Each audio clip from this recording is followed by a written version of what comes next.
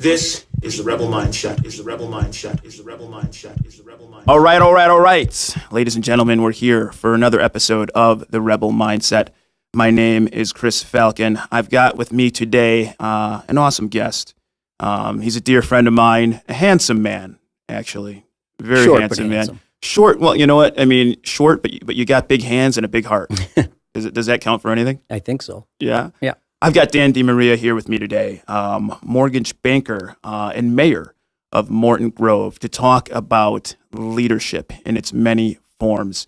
It's one of those things that so many people sometimes struggle with. You know, you want to get something done, maybe in your business or whatever it is that you want to do in your life, and it's hard to lead, to bring people together. It's something that you've had to do all the time, not only in what you're doing professionally, but you got a big family too, Mr. Mayor. Maybe that's why it made me able to bring people together. Right? Keep it together at home. Yeah, and that can be hard to do. So you're here, Rebel Mindset, and thank you so much for coming. You know, the Rebel Mindset is all about helping people maximize their potential, both professionally and personally, while basically giving a middle finger to the status quo and conformity. I want people to be able to be themselves, you know, and I think that you can maximize your potential, reach your goals, while being yourself. And I think that for a lot of people, in order for them to maximize what they want to do in their life, that means developing some leadership skills. So again, big family. Why don't you tell us a little bit about, and again, we've been close for a while, good friends. Yep. Let's tell people a little bit about, your family and kind of the leadership role you've had to play at home, because you got a lot of moving pieces in the DiMaria household. Yeah, for sure. So I've been obviously blessed with 5 beautiful children, four daughters and a son. And my littlest one is spina bifida. She's confined to a wheelchair. But one of the things I think that we do best is, we don't treat her any differently. And we kind of make her rally up to her cause so that she can be who she can be. And she's become a leader in her own right. She just took, if I can brag a little, she just took second, and third at the state track championship for IHSA, not Special Olympics, which is kind of cool. It's called the combined event. So she's been kind of a pioneer. And I think that shines from her because we don't treat her differently. And she knows that she's got to rise to get to where she's going to be. No, I mean, that's amazing, though, because, I've watched a little bit of that. I mean, you guys post a little bit on social media and stuff so we can check it out. But I think it's amazing. I mean, what was it that allowed her to think that, okay, this is something that I want to do? Was this leadership at home? Was this coaching? Was this just kind of how you raised her the entire time? Or was this just something that just kind of came out of nowhere? It's like, hey, I'm going to try to do this. I'm going to push myself in this world, because she's confined to a wheelchair. Correct. Paralyzed from the waist down. But she's doing track. She's incredible. Wheelchair track, but still track. But it's still track. I don't care. Right, I agree. Yeah, it's still track. So you said a key word there. I do believe that it comes from coaching as much as just leadership at home, because families are families, the unit's the unit, and it runs the way it runs. But you can't do anything, including what you do or what I do, without coaching. And I believe that part of leadership is being able to be coached, and also to get into mastermind groups where you can share your thoughts and see what other successful people are doing, right? So for her, I give a lot of credit to the coaches at Niles West. Kind of saw her in the hallways rolling around in a regular wheelchair, and we're like, hey, there's this combined event next year for IHSA, first time ever, so she's kind of a pioneer in that way. But they pushed her, they asked her, do you want to do it? And she was 50-50, but I think she felt, hey, this is something that's different that I can do that will make me feel part of a bigger group. And that's where it took guts on her part, and she did it. And now, at first it was, the coach just said it last week, at first it was, how are we going to accommodate wheelchair track people at these events? And now they're calling up and saying, are you bringing Danielle? Because we have 3 other people that are. That's so amazing. Right. So it's kind of cool. So kudos to Danielle, and pretty proud of her. And, she did it on her own. But she also had a lot of coaching, and we pushed her a little bit, but she did it. Well, look, track is an individual sport, but it's a team effort. Right. And that goes, for so many sports. Danielle, and she's beautiful, by the way. Sure, all your kids are beautiful. I don't know about your son. But all your kids are beautiful. But it'd be so easy for Danielle to get all the attention at home. but you got 4 other kids, and we're not even bringing the wife and the dog. But you got 3 dogs. Yeah, right. 3 dogs. You have 3 dogs. Yeah, we're nuts. Come on, dude. We're nuts. What is wrong with you?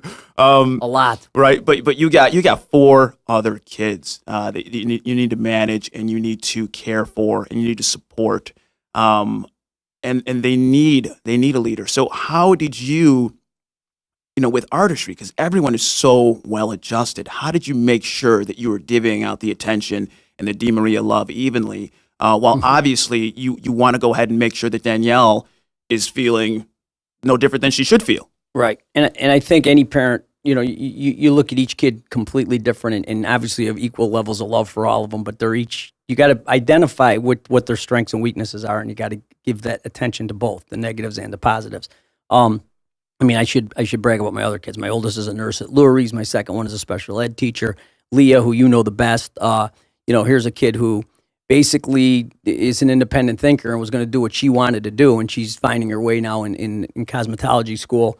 And then my son Matthew, who would probably define the word rebel. We got to get him. You would, yeah.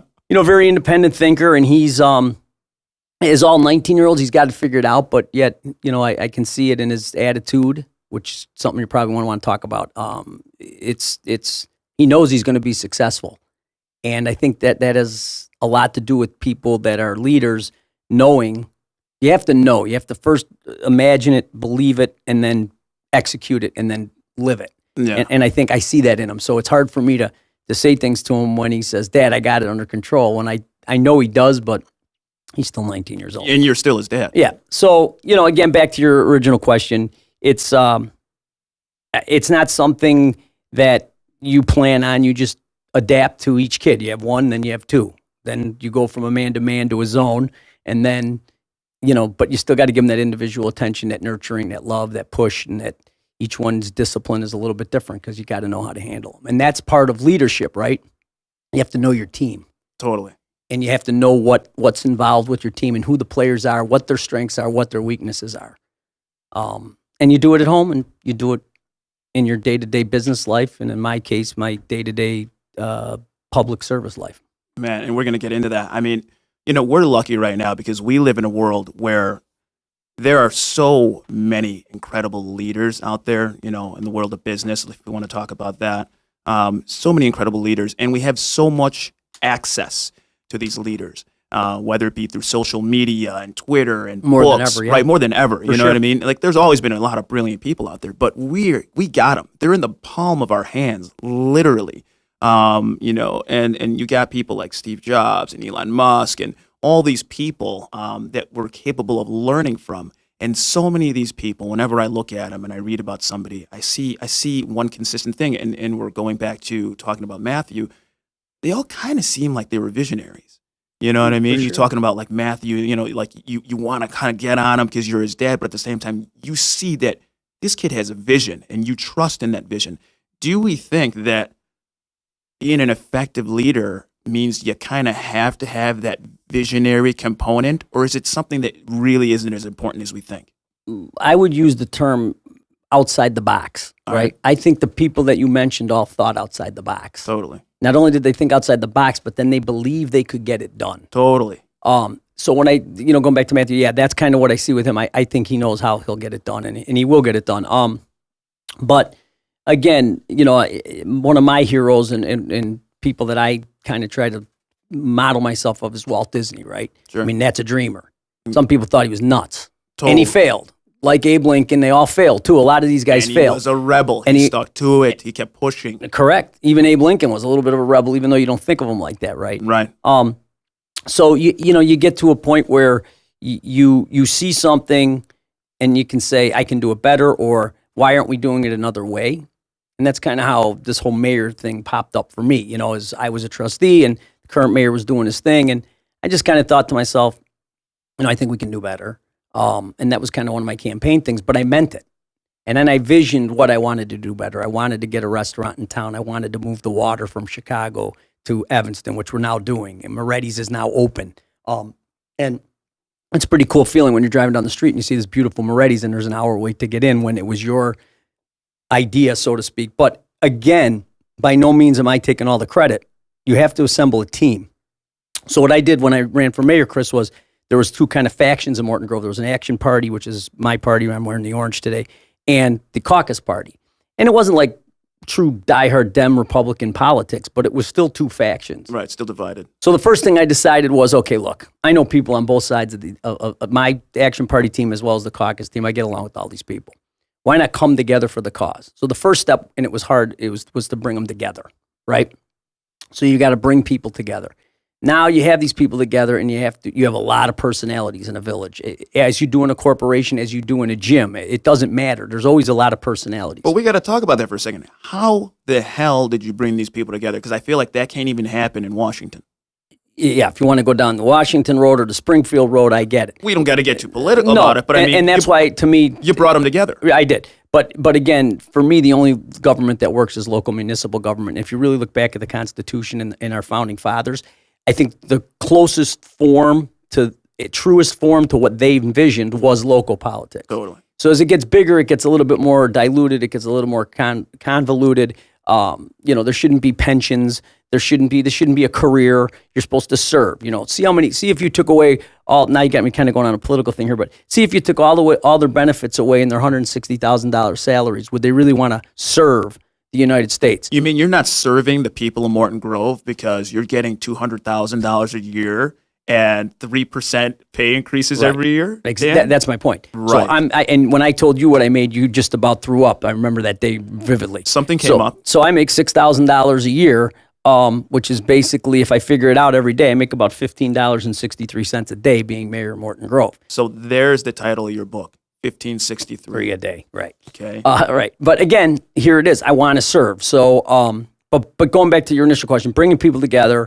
Look, if you have a common cause, right? I identified that the caucus party and the action party both wanted what was best for Morton Grove, right? And they maybe have been different players, and somebody, my ideas are better than your ideas. So you come together, and you say, okay, listen, here's your 3 good ideas. Here's our 3 good ideas. Let's make these our goals. Let's set our goals. Let's go get them. And in Springfield, I don't think that happens for sure because they're not willing to do that. You have a situation there, without getting political, where you got Mike Madigan, who is in my opinion, not good for the state of Illinois. But again, if I was governor, I'm not running for governor. This isn't a political campaign. It'd be, look, Speaker, what are your 3 goals for 2018-19? Here's my 3 goals. We're going to get all 6 of them done. Let's get there. It sounds so simple, but at the same time. It is simple. Right, well, and it is, but at the same time, when you have people involved, nothing's ever simple. That's one thing that I've learned big time. One of my favorite movies is Braveheart. I don't know if you're a movie guy, but I love Braveheart, and you got this whole, actual, character, William Wallace, I guess, lived. I started reading a book, but I'm terrible sometimes with the reading. I fell asleep. But I mean, William Wallace, and here you got this leader, right? Okay, and he's leading, this group of almost militia, with this common goal. And this guy is totally all in. Yep. Okay, he is the leader you want. At the end, freedom. I mean, he's getting his insides ripped out. I mean, to the bitter end, this guy is still inspiring and leading, and he's for the cause. Why the hell? You got 5 kids, 3 dogs, and a wife. Did you decide, and not even let's just talk about your career, and you were really successful. Why did you decide for 1563? I figured you were going to ask this. 1563, Dan. So you decided to answer the call and try to serve. Why? Why? Now let's go back to your whole rebel mindset thing, right? My cousin asked me that when I first announced I was running for mayor for my first term. He goes, "Danny boy, why are you doing this?" And I couldn't answer it. I said, "Jimmy, here's all I can say to you is, I don't know why. Some people are chosen to be in the priesthood. Some people are chosen to be trainers. And I don't know why, but I've always had an interest in it. I always thought it was something that was cool. And maybe you're, if you're born to do something, I don't know if you're born with it, but once you start finding things that are interesting to you, you're always going to excel in those things, right? As humans, you take the stuff you don't want, you throw it in the garbage, especially in today's world. Right. But the things that you do want, you pursue them, and it just happens. So I don't really know why I like it, why I do it. Sometimes I say, why am I doing this for 1563 a day? But bottom line is I wanted to be balanced in my life. Not only, you have a family, that's great. You have a business, that's great. You live in a community, you should get back to the community. So that was kind of the way it had just worked out. But one thing I know about you, Dan, okay, you love people. Love them.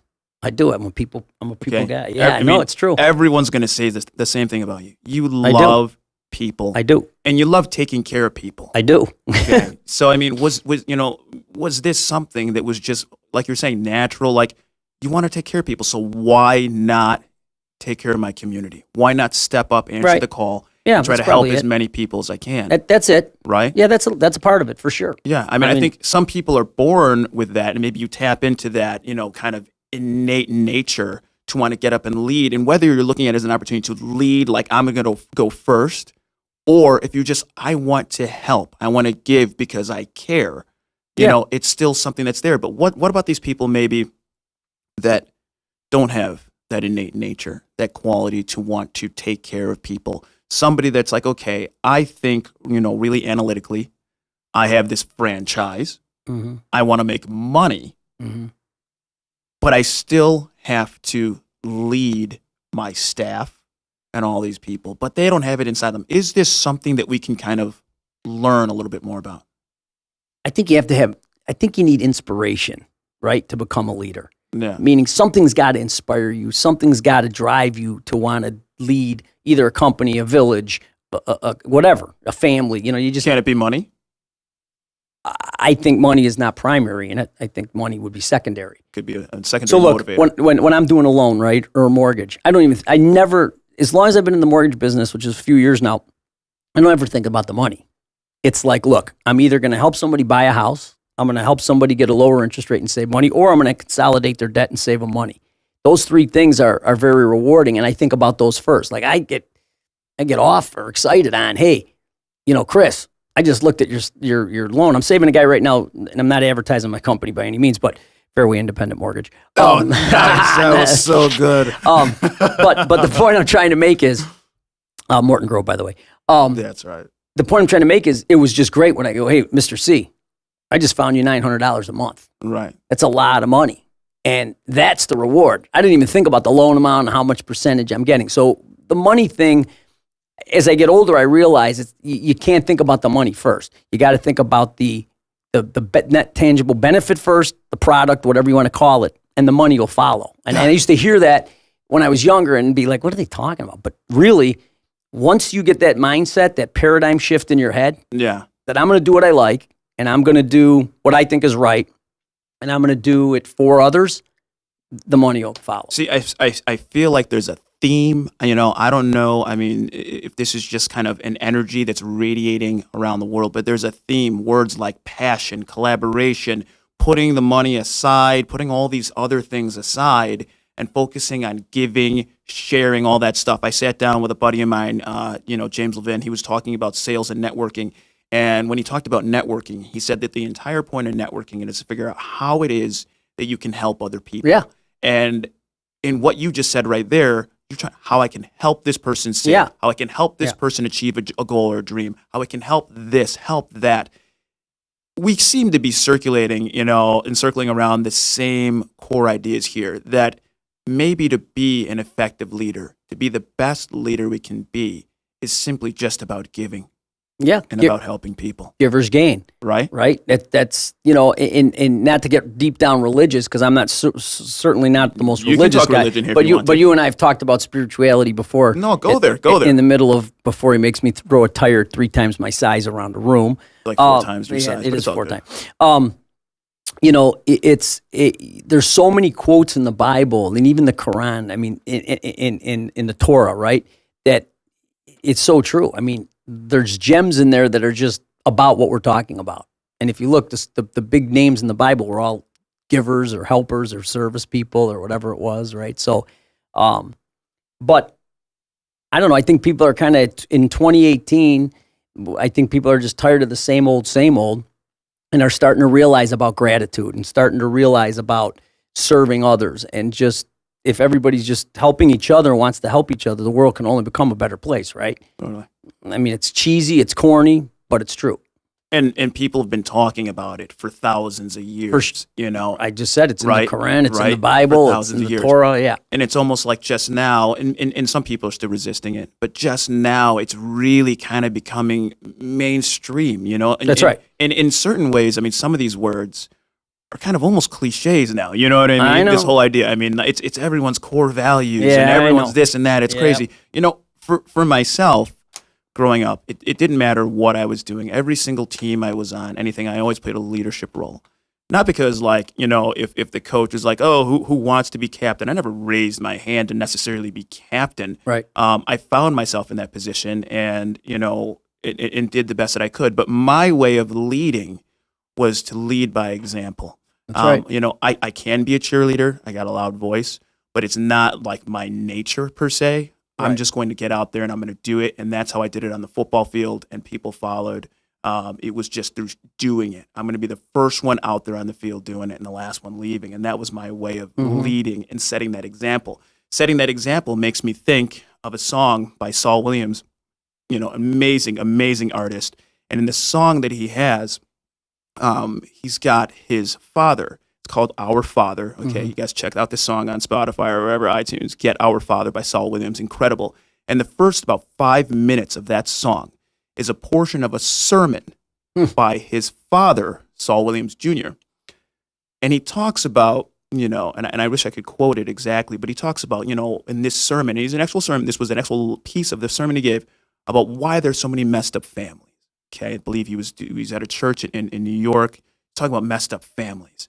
And he talked about the importance of having an example to follow for young men in a lot of these families. And without that example to follow, you don't know which way you're going.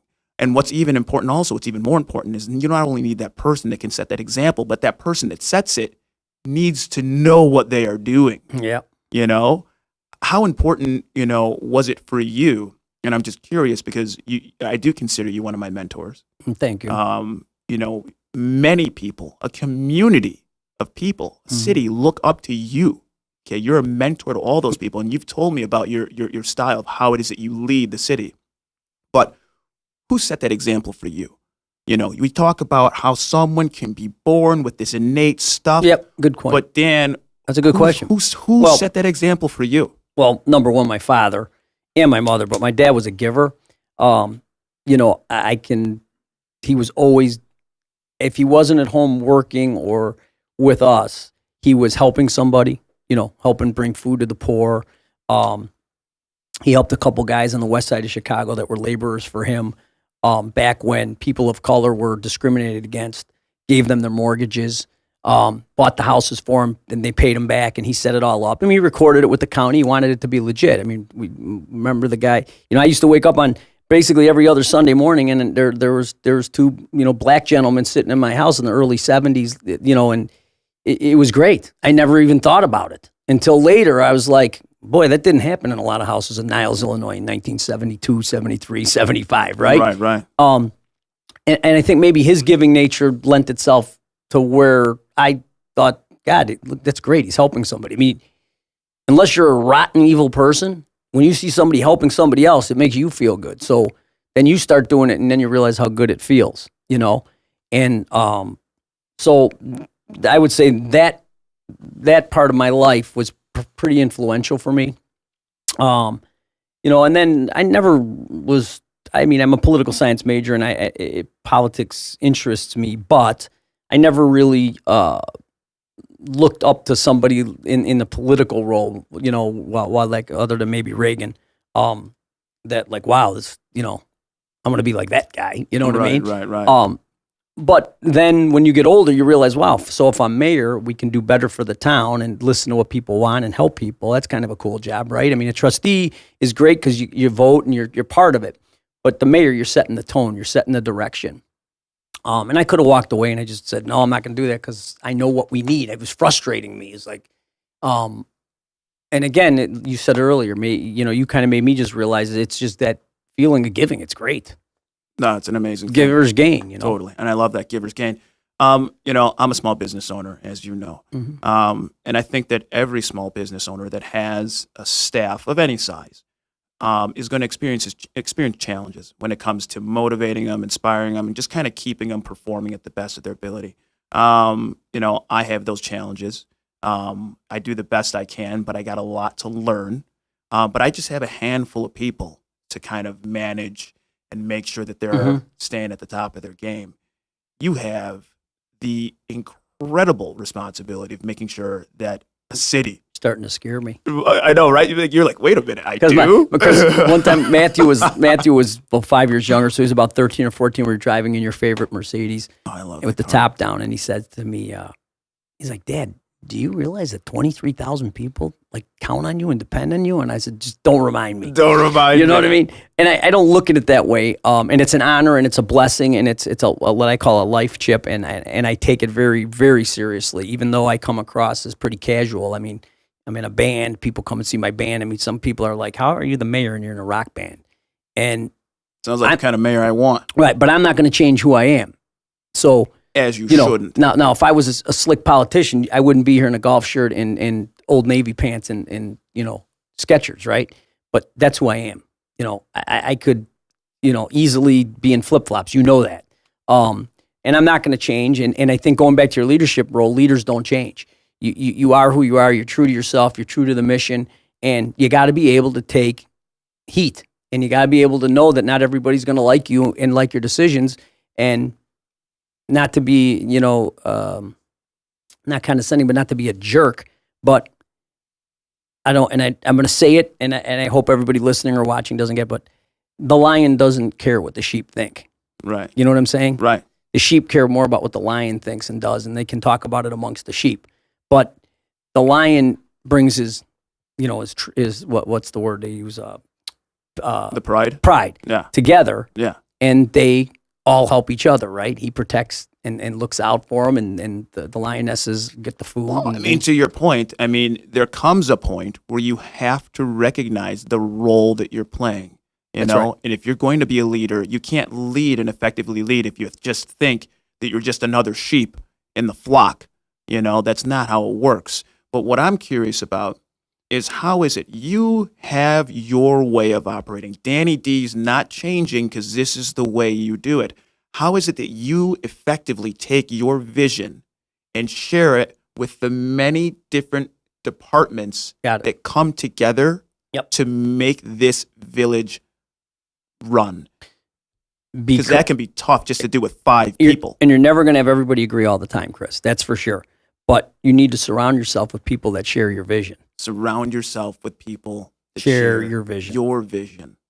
Or the vision. Right. Because my vision I got my vision for the village from listening to the residents.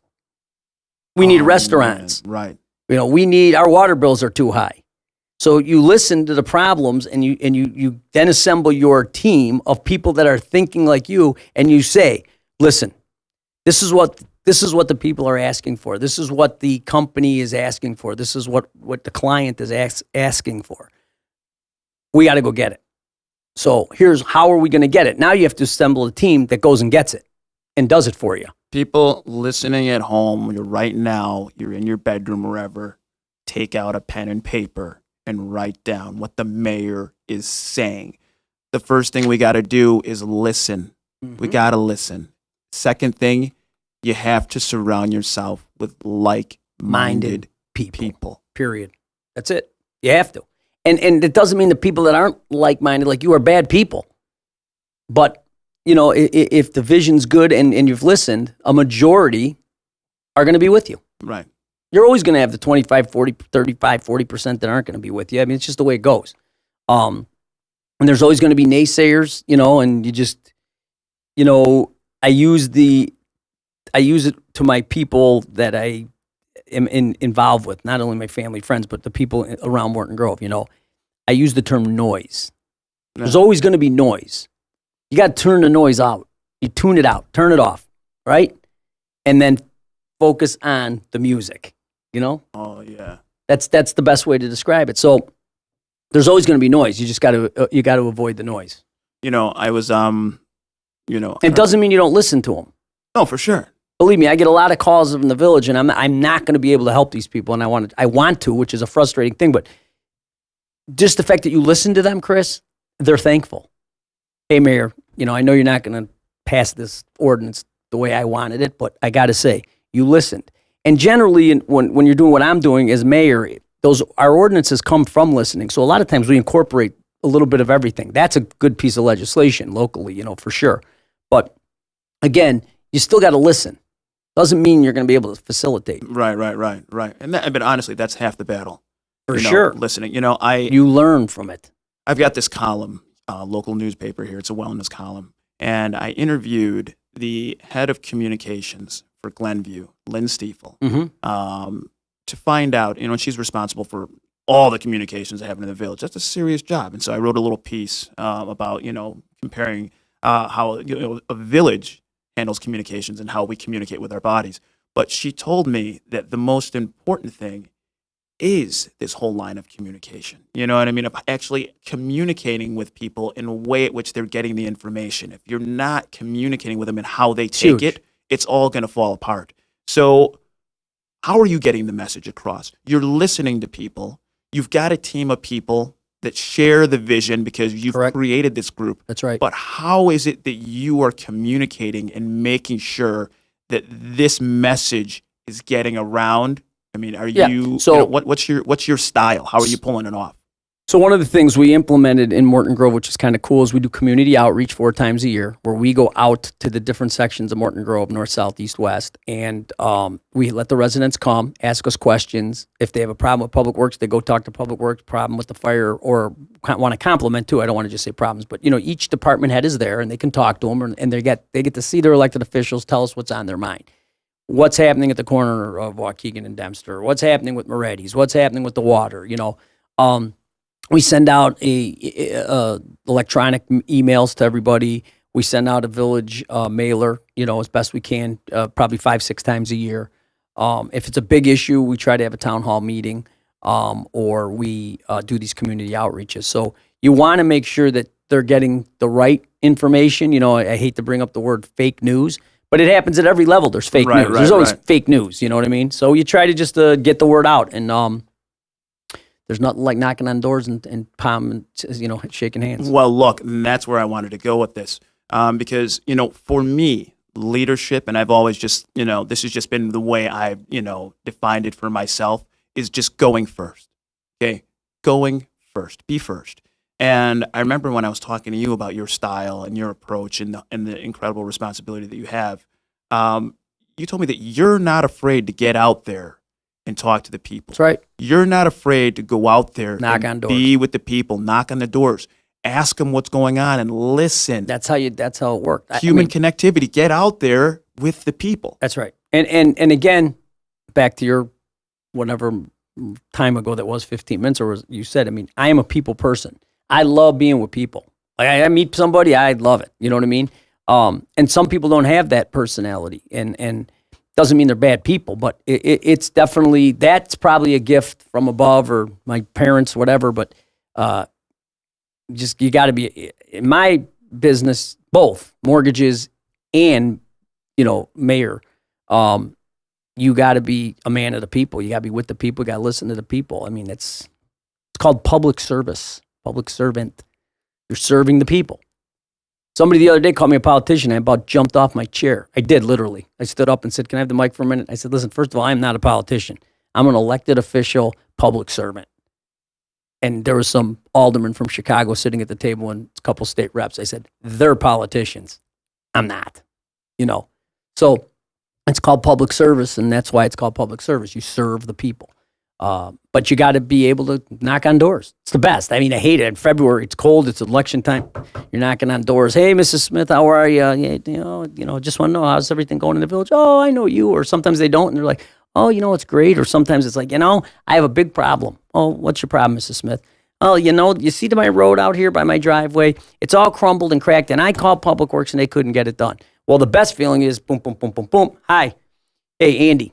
Our public works director, who just retired Friday after 49 years with the village. That's called dedication. Amazing. Right. Listen, 1234 Main Street. The apron's cracked. Next time you're out, asphalt and fix it. You fix it. But that's your style. I mean, It's great. But I remember when you told me that, because you literally were like, okay, you're knocking on doors.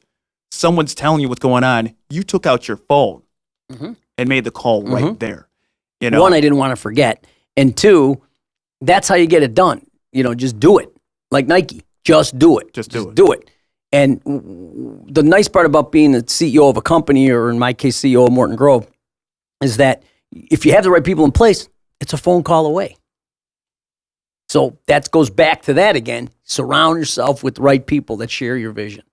And it gets done that way. That's how you get it done. That's incredible. I mean, but I love the action component.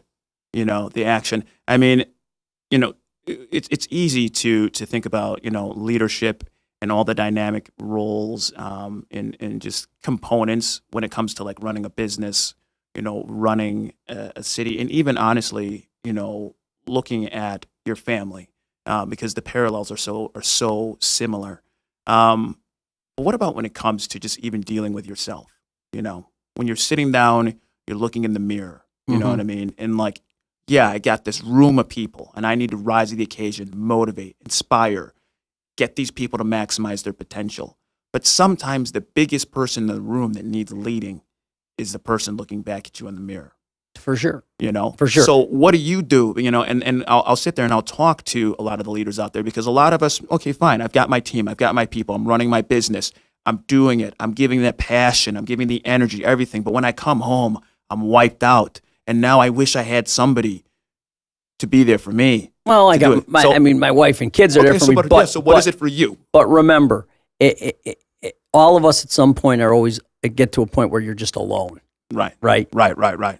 Whether it's for a couple minutes or an hour or a day or 2 days. And sometimes it's good, right? Sometimes it's good to be alone. I personally, my kids have heard me say that when they hear this, they're going to laugh. They're like, Dad, you be alone? Because I won't even go to Starbucks alone. Leah's like, Dad, I know I'm coming. So, but, you know, now you're into almost a mindset thing, right? I'm not perfect but first of all, everybody listening out there, I'm far from perfect, and I really don't think I'm anything special. Those blue eyes are pretty special. I really thanks, bud. Those are pretty special. Where were you when I was single?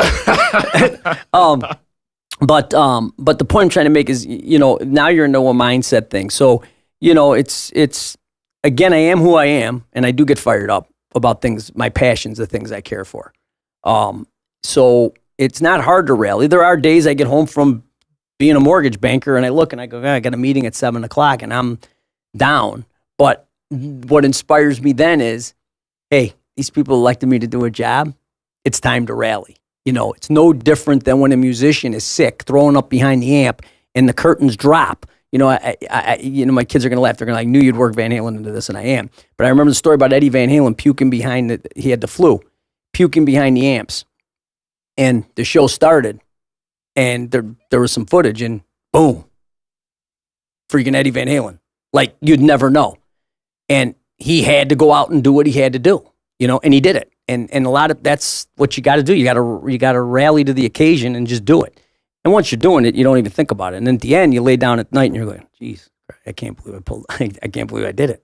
You know, but I love that analogy and I love that story about Eddie Van Halen. I mean, I want to speak directly to all of the leaders out there right now that will be listening to this podcast, the business owners, the mayors, even the politicians, if they even consider themselves leaders or whatever, the parents, the mothers, anyone.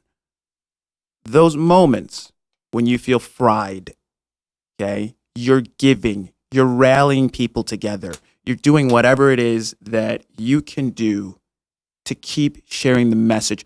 The moments when you feel fried, I think it's important that you remember that not only do people rely on you, those people that are close to you, but you're a leader for a reason. Dan, you're a giver. You're a giver for a reason. You've been this way your entire life. You were probably born that way and you were nurtured to be that way. So not only do the people in your family, 5 kids, your wife, the 3 dogs need you, not only do the 23,000 people in your town that you represent need you, but the world actually needs you to maximize your potential as a leader. I actually believe it. I really do. And so in those moments, you owe it to yourself. You have to get your shit together, get out there, and keep on doing this because people are relying on you to maximize your potential as a leader, to get out there and do what it is that you are capable of doing it, because you can do it. You can pull it off. You have a gift. Look, if everyone was supposed to be a leader, if everyone was supposed to be a lion, then everyone would be lion and there would be no sheeps. If everyone, Right. everyone would just be a leader, but that's not necessarily the case, and it's okay. And I think it's important that if somebody is, again, we're using the Africa theme, right? Lying in the weeds, and doesn't think they can lead. That's a mindset. You Right. know, like the old, whether you think you can or you can't, you're right.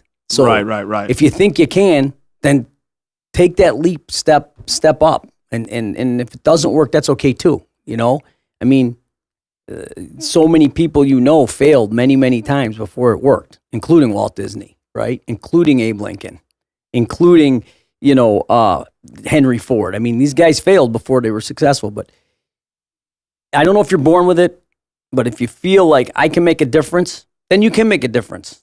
But you got to start somewhere and take the step to make the difference. What would you say? I mean, you brought up Walt Disney now, and I mean, it's an amazing story.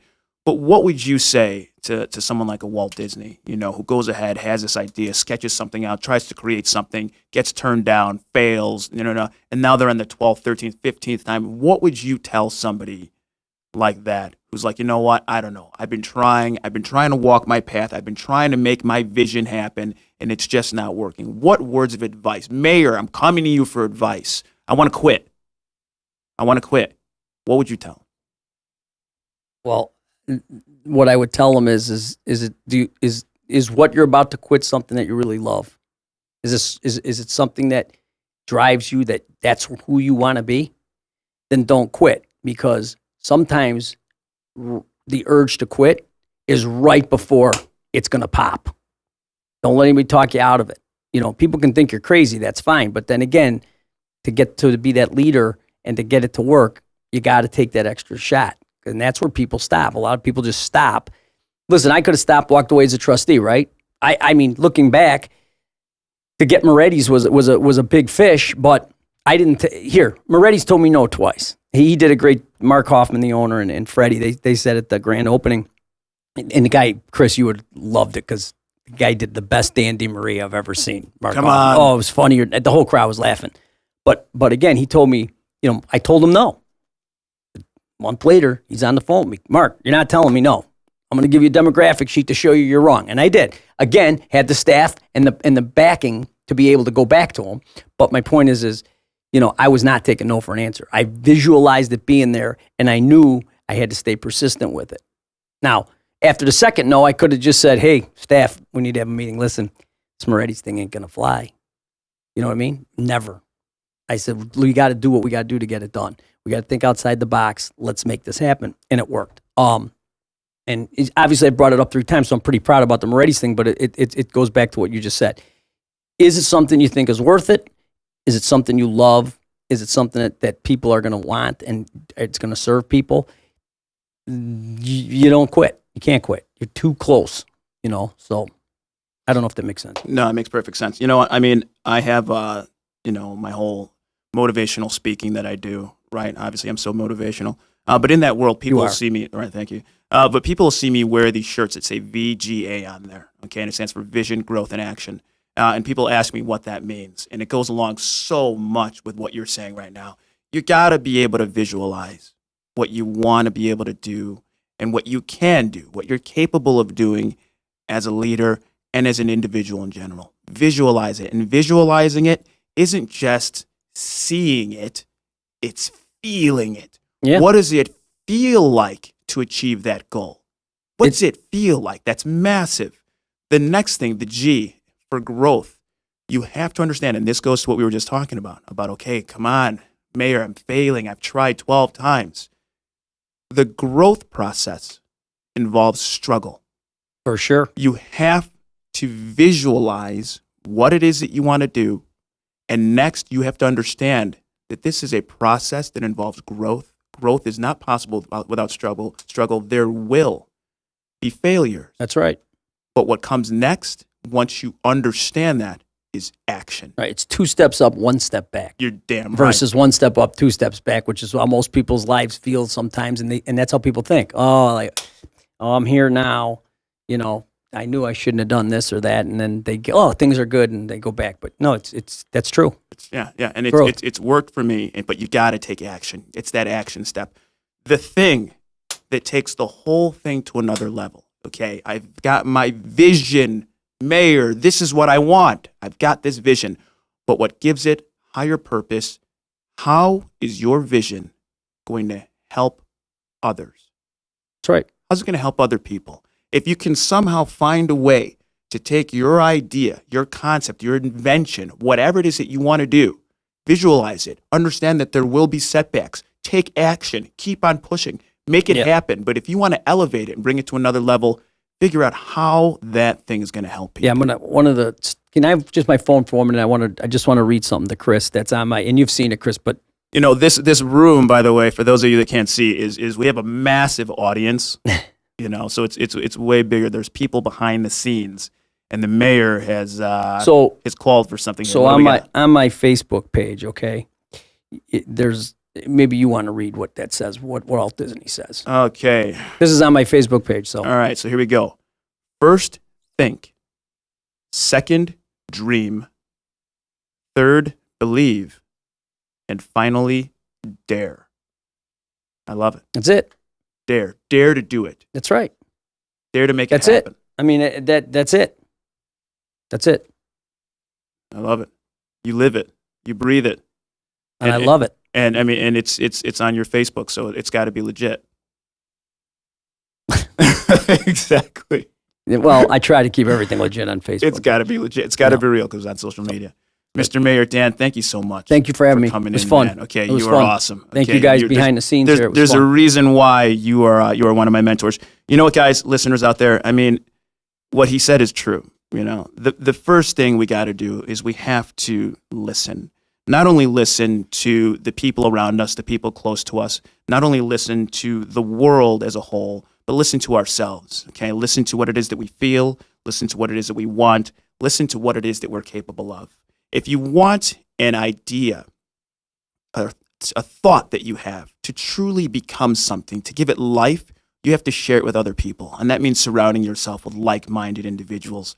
There isn't a single project or thing that I've done in my life that didn't involve bringing in like-minded individuals to bring it into light. So surround yourself with like-minded people to make things happen. But you also have to remember that you can't be, even if you're a lion, you still must be among the sheep.